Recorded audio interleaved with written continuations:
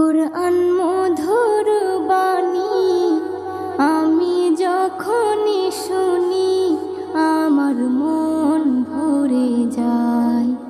কুরআন মধুর বাণী আমি যখনই শুনি আমার মন ভরে যায়।